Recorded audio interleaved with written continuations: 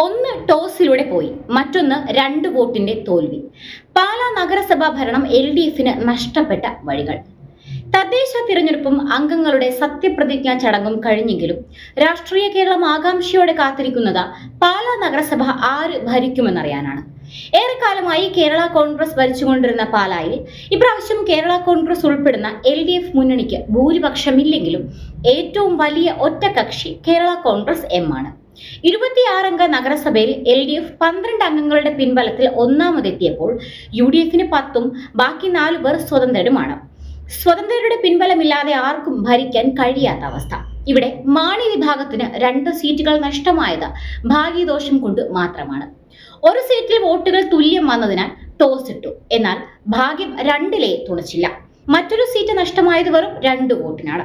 6ാം വാർഡായ കാനാട്ടുപാറയിൽ 2 വോട്ടുകൾ കൂടുതൽ നേടി UDF സാരഥി സെബാസ്റ്റ്യൻ പനക്കൽ തുടർ ഭരണമെന്ന LDFന്റെ മോഹം വെട്ടി. ആം ആദ്മിക്ക് ലഭിച്ച 70 വോട്ടുകളാണ് LDFന്റെ വിജയം തടഞ്ഞത്. LDF 223 വോട്ട് നേടിയപ്പോൾ 225 വോട്ട് നേടി UDF കാനാട്ടുപാറ പിടിച്ചു. എന്നാൽ പാലാ നഗരസഭയിലെ ഭരണം അനിശ്ചിതത്വത്തിലാക്കിയത് 3 വാർഡുകളാണ്. പുളിക്കക്കണ്ടം ഫാമിലിയിലെ 3 പേർ തേരോട്ടം നടത്തിയ വാർഡുകൾ. 13ാം വാർഡായ മുരിക്കുംപുഴ, 14ാം വാർഡായ പരിപ്പിൻകുന്ന്, 15ാം വാർഡായ പാലം പുരയിടം. കഴിഞ്ഞ തവണ CPM ചിഹ്നത്തിൽ ജയിച്ച ബിനു പുളിക്കക്കണ്ടം ഉഴുതുമറിച്ച 3 വാർഡുകൾ. 13 മുരിക്കുംപുഴയിൽ ബിനു വിജയിച്ചപ്പോൾ 14 സുരേഷ് ഗോപിയുടെ നിഴലായി നടക്കുന്ന ബിനുവിന്റെ ജ്യേഷ്ഠൻ ബിജു പുളിക്കക്കണ്ടം വിജയിച്ചു. 15ാം വാർഡായ പാലം പുരയിടത്തിൽ മകൾ 20കാരിയായ ദിയ ബിനു എതിരൊന്നും പറയാനില്ലാത്ത എതിർ സ്ഥാനാർത്ഥിയുടെ വ്യക്തിപ്രഭാവം അനായാസം മറികടന്ന് വിജയക്കൊടി നാട്ടി. തനിക്ക് കിട്ടേണ്ടിയിരുന്ന ചെയർമാൻ സ്ഥാനം തട്ടിത്തെറിപ്പിച്ചവർക്കെതിരെ കറുത്ത ഷർട്ടിട്ട് നടത്തിയ പ്രതിഷേധത്തിന്റെ ക്ലൈമാക്സിൽ പാലാ നഗരസഭ ആര് ഭരിക്കണമെന്ന് തീരുമാനിക്കുന്ന ശക്തിയായി മൂവർ സംഘം മാറി.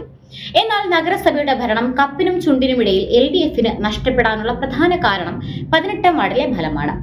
കോൺഗ്രസ് സ്ഥാനാർത്ഥി ലിസിക്കുട്ടി മാത്യുവും കേരള കോൺഗ്രസ് MLA ജിജി തോമസും ഏറ്റുമുട്ടിയപ്പോൾ മുക്കാലിക്കുന്നിൽ വോട്ട് നില ഇരു കക്ഷികൾക്കും 221 ആയി. ടോസ് ഇട്ടപ്പോൾ ലിജി തോമസ് വീണു. ഭാഗ്യം ലിസിക്കുട്ടിക്കൊപ്പം. അതോടെ നഗരസഭയിൽ കുതിര കച്ചവടത്തിനുള്ള കളം ഒരുങ്ങുകയും ചെയ്തു. ഇന്ന് പാലാ നഗരസഭയിലെ എല്ലാ പ്രതിസന്ധികൾക്കും കുതിര കച്ചവടങ്ങൾക്കും കാരണമായത് വെറും 3 വോട്ടുകളാണ് എന്നറിയുമ്പോഴാണ് ഓരോ വോട്ടും എത്ര വിലയേറിയതാണെന്ന് നമുക്ക് ബോധ്യമാകുന്നത്. ഈ പാഠം ഉൾക്കൊണ്ടുകൊണ്ടാവണം ഓരോ രാഷ്ട്രീയ കക്ഷികളും മുൻപോട്ടുള്ള പ്രവർത്തനങ്ങൾ ആവിഷ്കരിച്ച് നടപ്പിലാക്കേണ്ടത്.